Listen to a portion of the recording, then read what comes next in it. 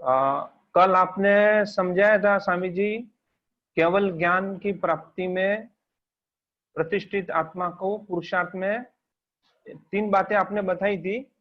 अपना स्वस्वरूप, अपना स्व स्वभाव व अपनी स्व क्वालिटी। ओके। उसको किस तरह से हम समझें, उदाहरण देकर समझाइए और इसमें कैसा रहा जाए, उस पर थोड़ा हमको प्रकाश डालिए स्वामी जी। हम जब अपने व्यवहार जीवन के अंदर मैं शुद्धात्मा हूं ऐसा लक्ष्य में रखते हैं, तो उस समय हमको 3 बातें ध्यान में होनी चाहिए। भले शब्द एक ही रहे कि मैं शुद्धात्मा हूं, मगर शुद्धात्मा का मतलब क्या, ये मैकेनिकल वर्ड्स नहीं होना चाहिए, जागृति होनी चाहिए कि मैं शुद्धात्मा का मतलब होता है मैं खुद चेतन हूं, मैं अविनाशी हूं और सर्व प्रकार की अनंत शक्तियों वाला मैं हूं। तो मेरा अस्तित्व, मेरा स्वभाव और मेरी क्वालिटी। क्वालिटी का मतलब गुण, स्वभाव का मतलब मैं अनंत, स्वभाव का मतलब मैं शाश्वत हूं और अस्तित्व का मतलब मैं परमानेंट हूं। समझ में आ गया? हाँ हाँ हाँ। स्व स्वभाव, स्व स्वभाव, परमानेंट एग्जिस्टेंस और परमानेंट क्वालिटी। अच्छा अच्छा। हाँ स्वामी जी, एक और प्रश्न था मेरा जी। हाँ, कि आप क्रिया को पुरुषार्थ नहीं मानते हैं, ओके। मन वचन काया। ओके। परंतु उस क्रिया के पीछे जो भाव है अपना, जैसे पूजा पाठ कर रहा हूँ, चरण विधि कर रहा हूँ, सिमंदर स्वामी से प्रार्थना कर रहा हूँ, उसके पीछे जो भाव है वो पुरुषार्थ माना जाएगा? भाव पुरुषार्थ है। हाँ, तो अपन क्रिया करेंगे तो ही पुरुषार्थ होगा ना स्वामी जी? ऐसा है कि पंखा चलता है तो भाव की जरूरत नहीं है। हाँ। गाड़ी चलती है तो भाव की जरूरत नहीं है। श्वास चलता है तो भाव की जरूरत नहीं है। पांव चलता है तो भाव की जरूरत नहीं है। विचार आते हैं तो भाव की जरूरत नहीं है और भाषा निकल जाती है तो भाव की जरूरत नहीं है। ये मैकेनिकल प्रोसेस है, मगर मैकेनिकल प्रोसेस को हमने ऐसा बताया कि मेरी जागृति से हो रहा है, ये भ्रांति है। ये भ्रांति, हाँ हाँ हाँ। अगर जागृति से होता तो किसी की गलती नहीं होती। फिर राम हिरण के पीछे क्यों दौड़ता? अगर उनके पास जागृति थी तो फिर हाँ हाँ हाँ, दौड़ना ही था और यहाँ सीता हरण ले जाने वाला ही था। तो जो मैकेनिकल क्रिया है उसमें हमारी जागृति काम नहीं लगती है। अच्छा। मगर मैकेनिकल क्रिया से मुक्त रहना और मैकेनिकल क्रिया को कुदरती रचना के रूप में देखना, ये हमारा पुरुषार्थ है। हाँ। मगर मैकेनिकल प्रकृति को बदलना, चेंज करना, सुधार करना, ये हमारा सब्जेक्ट नहीं है। और मैकेनिकल प्रकृति भाव से नहीं होती है, आपके उदय कर्म से होती है। अच्छा अच्छा। बिल्कुल भाव नहीं होगा तो भी सब कुछ क्रिया चलती रहेगी। रात को सो जाते हैं, सपने आते, भाव से आते हैं? नहीं नहीं। तो नहीं, आप दुकान में काम करते हैं, ऑफिस में काम करते, भाव से करते हैं, ये मैकेनिकल क्रिया है। अच्छा अच्छा। मेरी ड्यूटी है, जॉब है, ड्यूटी है, मेरा बिजनेस है, तो काम करना ही पड़ेगा। इसमें भाव अभाव की बात नहीं है। हाँ हाँ, आप समझे ना? हाँ समझ रहा हूँ। तो भाव एक अलग चीज है। भाव का मतलब होता है आपकी लाइवनेस और क्रिया का मतलब होता है आपकी मैकेनिकल प्रक्रिया। अच्छा। तो भाव में लाइवनेस होता है, क्रिया में मैकेनिकल प्रक्रिया होती है।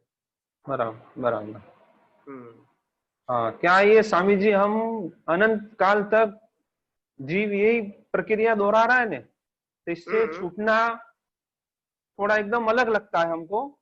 यही मान बैठते हैं कि यही क्रिया वही पुरुषार्थ है। जब आपसे जुड़े हैं स्वामी जी, तब इसकी थोड़ी थोड़ी जागृति अंदर से बैठ रही है। नहीं, मगर मैंने कहा ना कि सब लोग धार्मिक व्यक्ति है, तो धर्म में तो क्रिया का ही इम्पोर्टेंट होना चाहिए ना। हाँ हाँ, चाहे धार्मिक बात है चाहे सामाजिक बात है, उसमें अगर क्रिया की बात नहीं होगी तो मार्ग कैसे चलेगा? हाँ हाँ हाँ, वो भी है।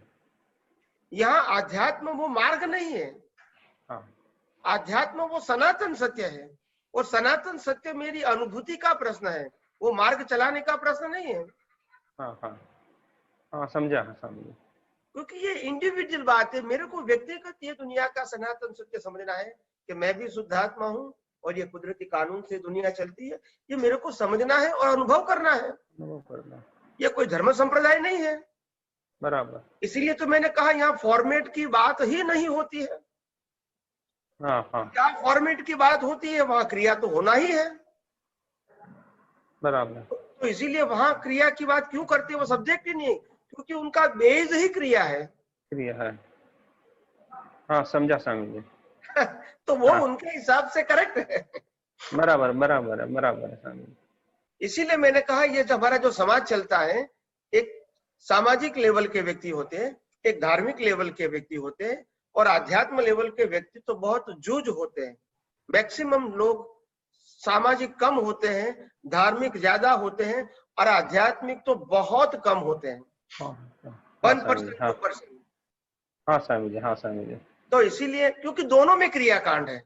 हाँ हाँ, धर्म में तो क्रियाकांड है, समाज में भी सामाजिक काम करना है, किसी को दान देना, किसी को हेल्प करना, किसी को गरीबों को बांटना, या तो एनिमल को हेल्प करना, बच्चे को हेल्प करना, बूढ़े को हेल्प करना, अपंग को हेल्प करना, महिलाओं को हेल्प करना, विधवाओं को हेल्प करना, ये सब बातें सामाजिक होती है, मगर उसमें भी क्रिया का ही इम्पोर्टेंट है।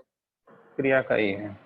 और धर्मों में भी क्रिया का ही इम्पोर्टेंट है, तभी तो दोनों समाज चलता है हमारा। समाज चलता है। और इसीलिए धर्म को गलत समझने की जरूरत नहीं है। ये दुनिया में 95% पीपल के लोगों को सामाजिक और धार्मिक ही चाहिए, नहीं तो समाज चलेगा ही नहीं। और इसीलिए आध्यात्म के अंदर सब लोग जुड़ जाएंगे, ये कॉन्सेप्ट समझने की जरूरत नहीं है। हाँ, हमारा प्रयास ये है ज्यादा से ज्यादा लोग ये विज्ञान को समझें, अपने धर्म को छोड़कर यहाँ नहीं आना है। बराबर। अपना धर्म जो भी है वो मन वचन काया से निभाना है, मगर ये विज्ञान प्राप्त करके मन वचन काया से मुक्त रहने का अभ्यास प्राप्त करें, और अपने शुद्धात्मा पद का जो अस्तित्व है उनको स्वीकार करके मन वचन काया से मुक्त रहने का और मुक्तता की अनुभूति करने का प्रयास करें। बस यही हमारा मकसद है। कोई धर्म को बदलना, कोई धर्म को तोड़ना, ये हमारा सब्जेक्ट ही नहीं है।